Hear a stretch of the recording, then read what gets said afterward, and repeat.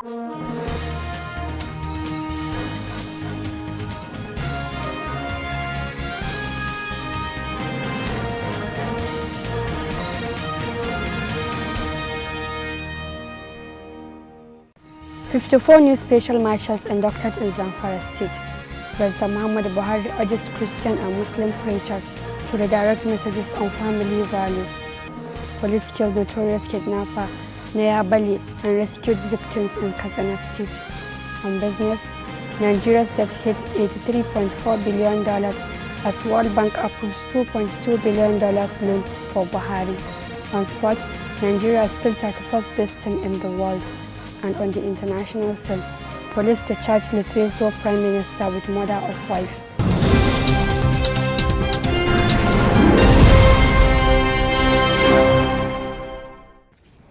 Welcome to Standard Voice Television News. My name is Samira Ibrahim. Now the news in full. The Zamfara State Sector Commander of the Federal Svtv, Uchechukwu Wihiyoka, charged Special Marshals of the Corps to be professional and demonstrate commitment to assist the Corps to ensure that road users comply with traffic regulations. The inducted Special Marshals are to work with the Federal Svtv to reduce road crashes in Zamfara State. Zamfara State Sector Commander of the Federal Svtv, Uchechukwu, emphasized the need for the personnel and the Special Marshals to shun corrupt practices while carrying out their responsibilities. He enjoined them to ensure road users obey traffic regulations. Some of the inductees who spoke to a correspondent on their motivations to be Special Marshals in Zamfara State said they were ready to complement the effort of the FRSC in reducing road crashes by ensuring motorists abide by the rules and regulations on the roads. Other stakeholders have on the need to punish offenders on traffic violations. They said it will ensure compliance with traffic rules and reduce crashes on Nigerian roads. President Muhammad Buhari Thursday in Abuja advised Christian and Muslim leaders and preachers generally in the country to give more attention to issues that threaten the family and build society, describing them as custodian of the values and of social ideals. Speaking at the joint national conference of Nigerian Spring Council for Islamic Affairs and Future Assured Initiative on repositioning the Muslim family for national development, President Buhari said the family provides the bedrock for any society and deserves more attention in Nigeria. In this endeavor, our religious leaders and organizations are most important catalysts, and therefore commendable that the Nigerian Spring Council, in collaboration with the Future Assured Initiative, has risen up to this challenge. The President called on the religious leaders and organizations, both Christians and Muslim, to follow suit by redirecting important elements of their preaching and teachings on family issues with a view to broadening the sensitization of people at the grassroots levels. The President said the government will also put more effort in ensuring economic support and empowering of family members for more stability.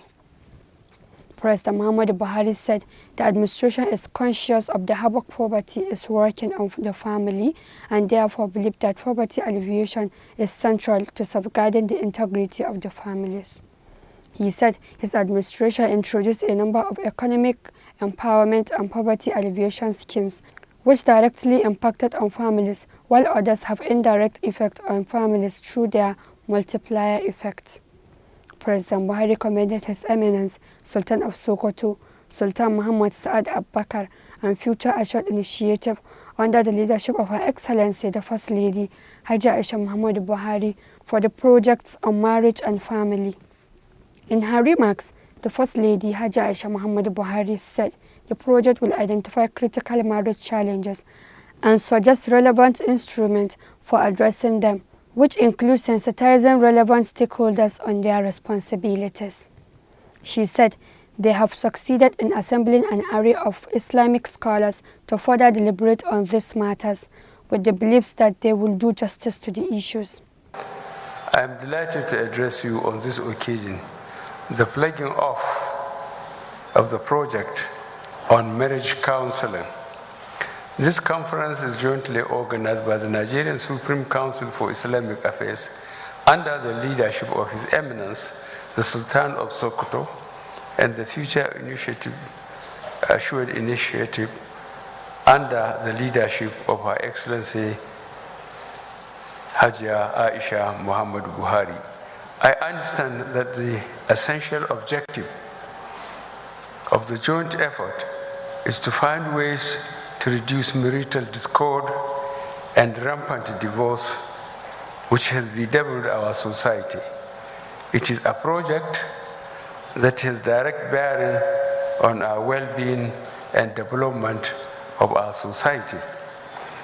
I appreciate the insight and thoughtfulness of the two organizations in conceiving the idea of the marriage education and counseling project.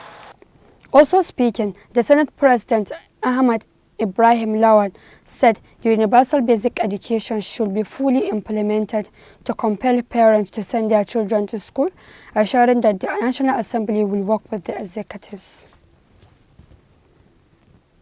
The Katsina State Police Command has killed a notorious kidnapper, Abubakar Nayabali, and arrested another, Tanimu Salihu, in Kurfi local government area of the state. This was contained in a statement by the command spokesman, SP Gambo Isa, and made available to newsmen on Thursday in Katsina. On 17th of February 2020, at about 15 hours, bandits numbering 8 on motorbikes, armed with AK-47 rifles, attacked Kumare village of Kurpi local government area of Katsina State, began shooting sporadically and kidnapped a 55-year-old Yahya Tila. Operation Pop Adder, led by the DPO Kurfi in collaboration with the vigilante group, swiftly responded to the scene and engaged the hoodlum in a gun duel. The team succeeded in killing one Abubakar Nayabali, a notorious bandit, arrested another one, Tanimu Salihu, of Zakka village, Safana local government area of Katsina State. The team rescued the victim and recovered 2 Boxer motorcycles from the bandits. The police spokesman added that one member of the vigilante also lost his life during the encounter. Kano State government has shut a medical facility with a fake medical doctor and health officers operating at the center.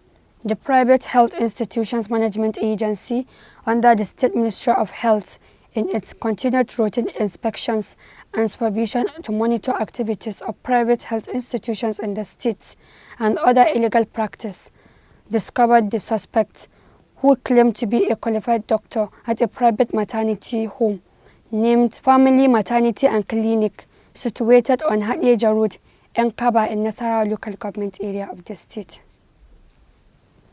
This was contained in a statement issued by the State Ministry of Health Public Relations Officer Ismail Garba Gwammaja and forwarded to Solace Base on Thursday.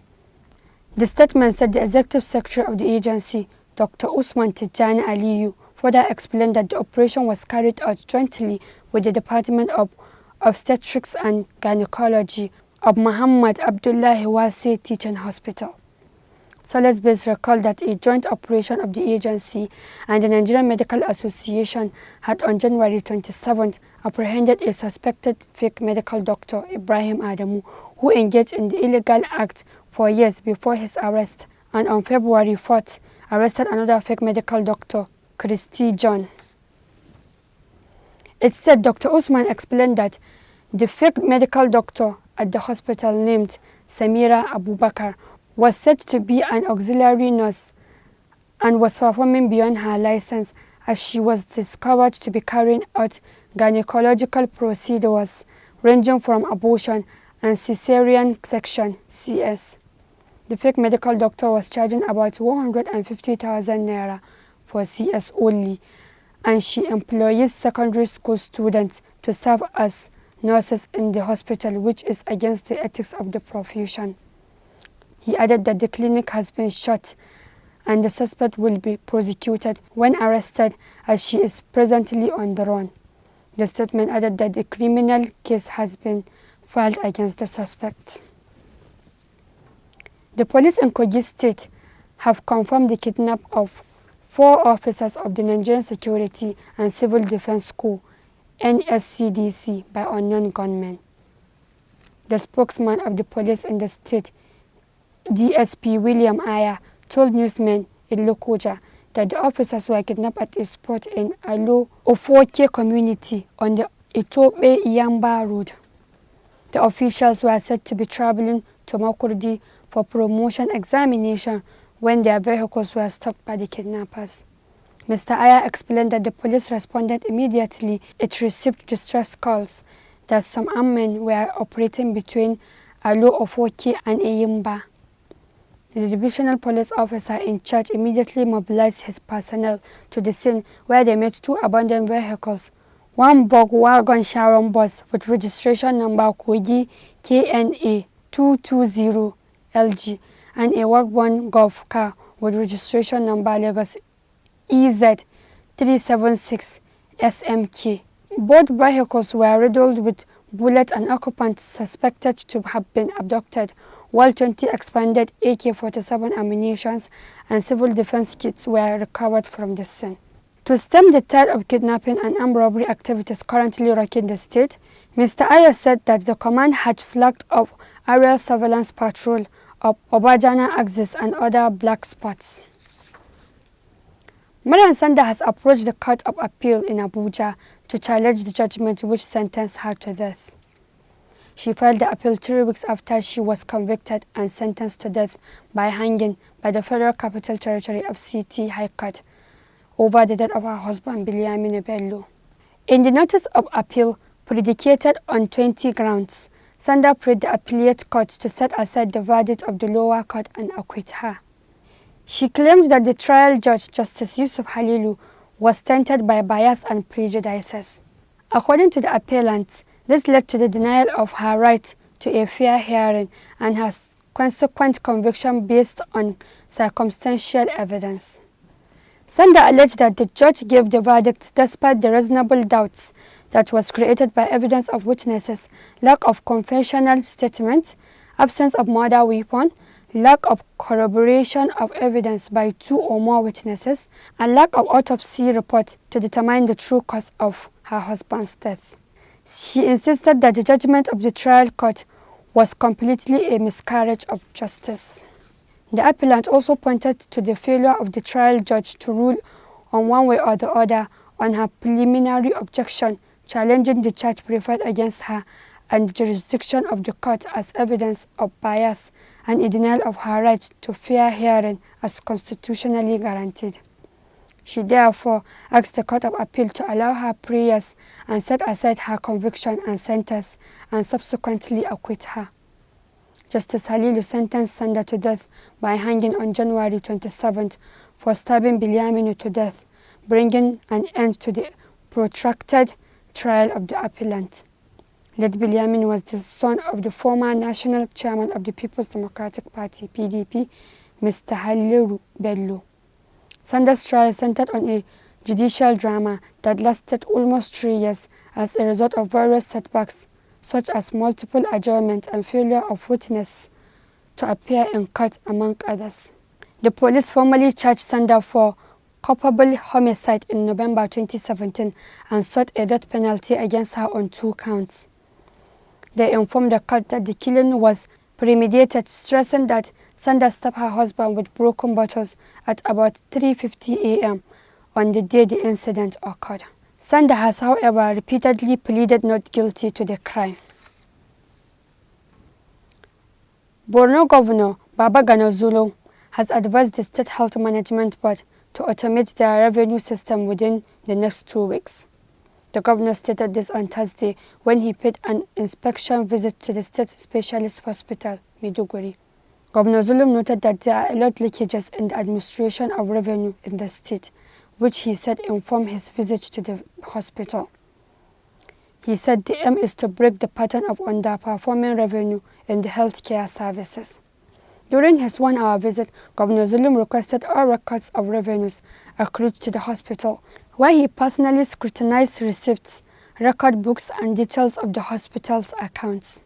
Governor Zulum undertook an assessment of the revenue-generating units that include laboratory, ENT, radiography, and pharmacy units. Zulum also tasked the Hospital Management Board to leverage technology to improve their performance and accountability. The federal government has secured over $1.5 billion for the completion of Ajaokuta steel mills in Ajaokuta, Kogi State. The development signifies what could become an effective end to over 40 years delay in the completion of the multi-billion-dollar project. The Minister of Mining and Steel Development, Ak Olamilenka Edebite, disclosed this in an interview in Abuja.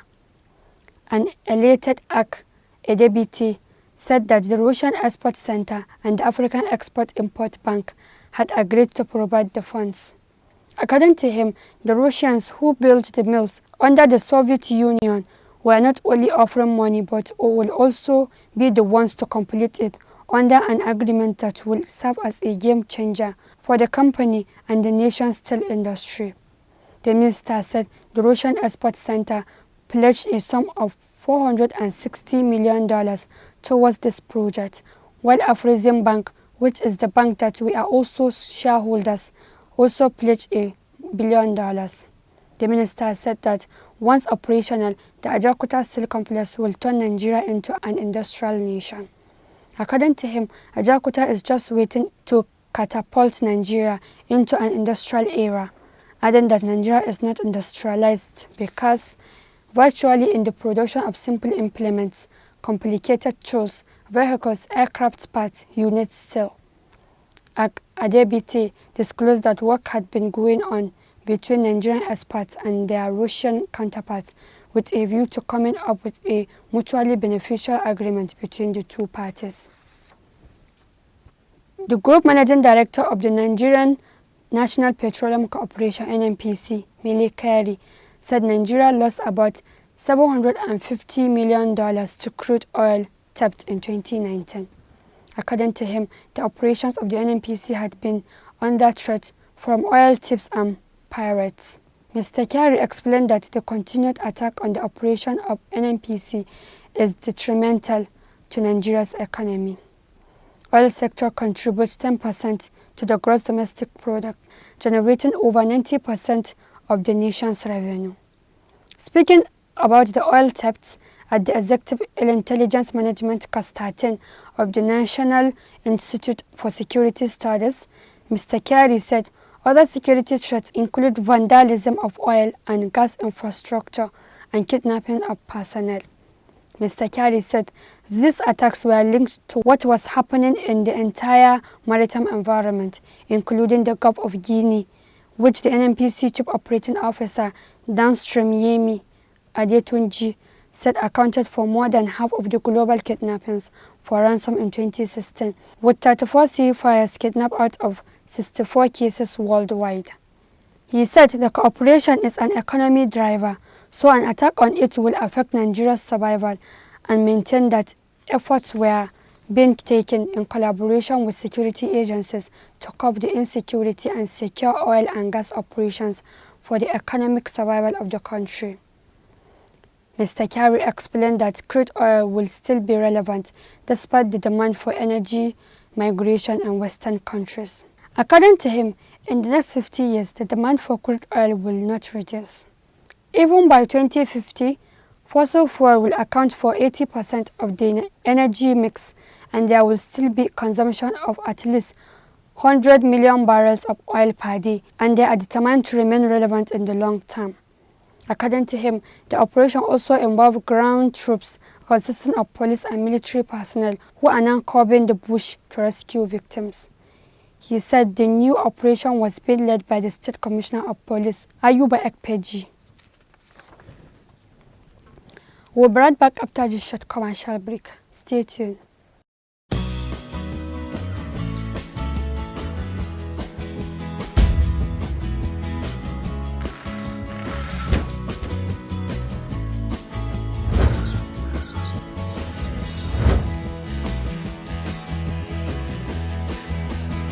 Welcome back. On business, over to Aguirita.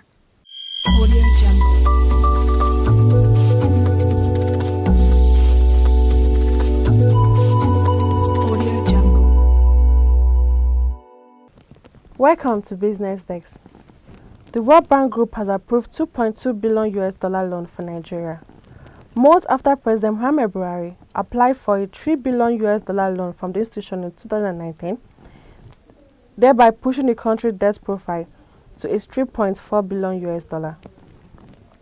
Announcing the approval in late Tuesday, World Bank President David Malpass said Nigeria is central to World Bank Group mission of tackling extreme poverty. The World Bank is carefully targeting its support on high-impact projects as the country works to tackle corruption and lift hundreds of millions of people out of poverty. The World Bank Group, following the approval, directed the federal government to invest the fund in 6 projects to enable a strong business environment for private sector participation, improve the country's immunizations, expand the digital economy to promote the creation of jobs and increase public and private sector capacity, among others. According to the World Bank Group, the $2.2 billion for the project will be raised through the International Development Association, IDA, the French Development Agency, the European Investment Bank, and the federal government. The new loan has pushed the country's domestic and foreign debt to its $3.4 billion. Domestic debt is put at $55.6 billion, while the internal debt is placed at $25.6 billion. The immunization plus and malaria progress by illustrating coverage and transforming service will be funded by the International Development Association, IDA, with $650 million. The Nigeria Rural Access and Agricultural Marketing Project will be co-financed by the IDA and the federal agency, FDA, with $280 million and $230 million, while the IFG will contribute a quarter-part fund of $65 million. Nigeria Digital Identification for Development Project will be co-financed by IDA, FDA, and the European Investment Bank with $150 million, $100 million, and $250 million respectively. Innovation development and effectiveness in the acquisition of scheme projects will be financed by the IDA with $200 million. The IDA will also provide $80 million credit to finance the stable procurement, environmental and social standards enhancement project. And that is all on business news. I'm Agua Rita. On sport, over to Svtv.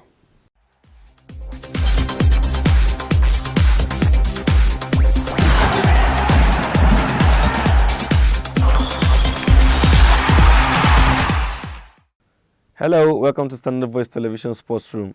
My name is Svtv Abubakar, and as usual, I bring the sports updates. Nigeria remained on move at number 31 in the latest FIFA ranking for the month of February released on Thursday. The former African champions were adjudged the same rank in the world according to the ranking released in December 2019. Ghana's raw team is now Africa's third best nation behind only Senegal and Tunisia, while Algeria and Morocco complete the top 5. Senegal remain at the top of the summit of African football with 1,555 points, which places them in 20th position in the world, while the Carthage Eagles of Tunisia are second and ranked 27th in the world. Super Eagles' opponents in March African Cup of Nations qualifiers, Sierra Leone, also remain motionless with 1,155 points to be rated 118th in the world and number 30 in Africa. Overall, the top 20 remain unchanged, with Belgium, France and Brazil still making up the top 30. The next FIFA World Rankings will be published on 9th April this year. And in the Europa League, Nigerian striker Emmanuel Dennis was on target on Thursday night as his Belgian club FC Bruges played out a 1-1 draw against Manchester United. Dennis, a project of the Abuja Football Academy, scored in the 15th minute, but Anthony Marshall saved United's blushes with his 36th minute equalizer as Ole Gunnar Solskjaer's side escaped defeat in the away tie. Dennis, who had also hugged the headlines when he scored a brace at the Santiago Bernabeu against Real Madrid when his team were still competing in the Champions League earlier last year. Aside from the heroics of Dennis, another Nigerian, Odio Igalo, came on as a second-half substitute as United kicked off the Europa League knockout phase with a hard-fought 1-1 draw at Club Brugge. While many had predicted Igalo to get his debut goal in the Thursday night tie, it was not to be, though the former Super Eagles striker continued to show flashes of brilliance. After Monday's impressive and much-needed Premier League win at top 4 rivals Chelsea, Ole Gunnar Solskjaer made 6 changes in Belgium for the first leg of the round of 32 tie. Elsewhere, another Nigerian, Victor Moses, was on the winning side with Inter Milan as they won 2-0 away to Ludogorets. Moses was in action for 72 minutes before he was substituted. In some of the other games already decided, Getafe and Frankfurt recorded home wins over Ajax and Salzburg respectively. And that's all we have on sports today. And on the international scene.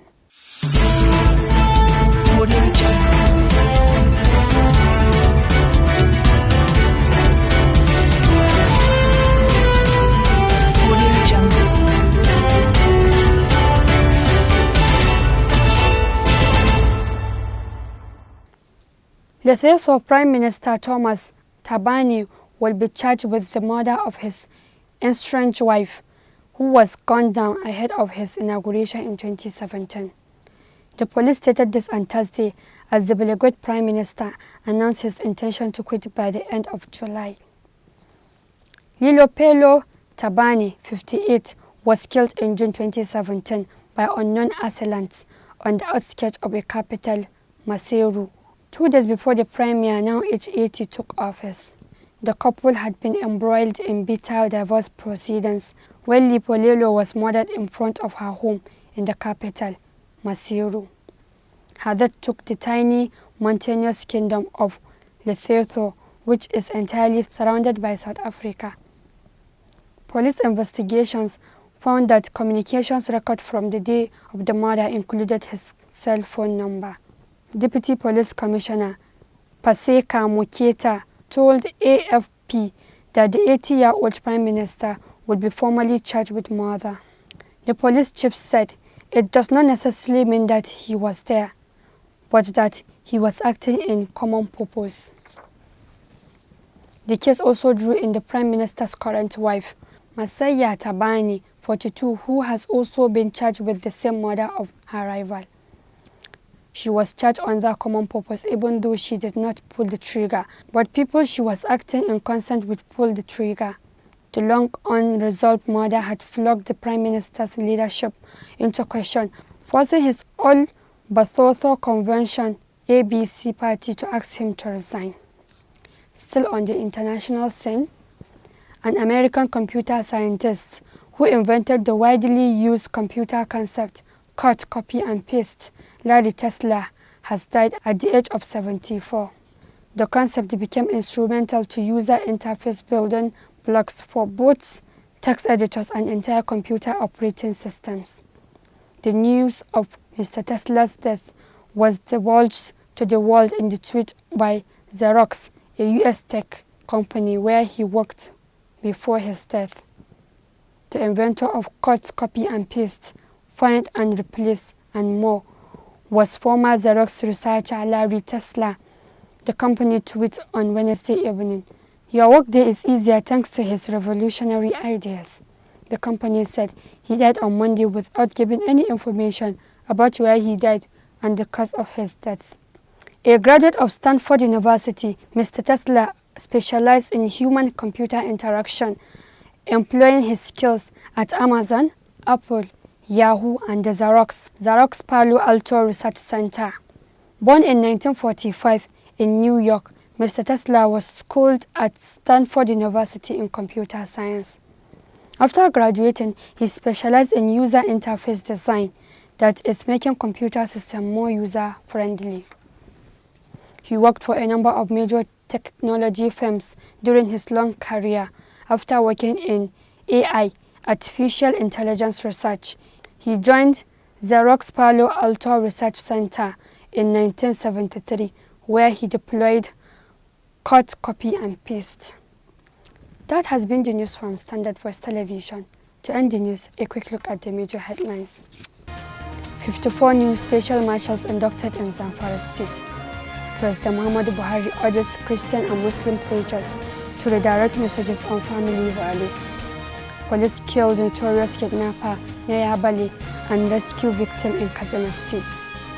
On business, Nigeria's debt hit $83.4 billion as World Bank approves $2.2 billion loan for Buhari. On sports, Nigeria is still 31st best team in the world. And on the international scene, police to charge Lesotho Prime Minister with murder of wife. That's the news. On behalf of the production crew, Head of News and Current Affairs, Ibrahim Garbatunov, I am Samira Ibrahim, wishing you a pleasant time. Keep watching Standard Voice Television News.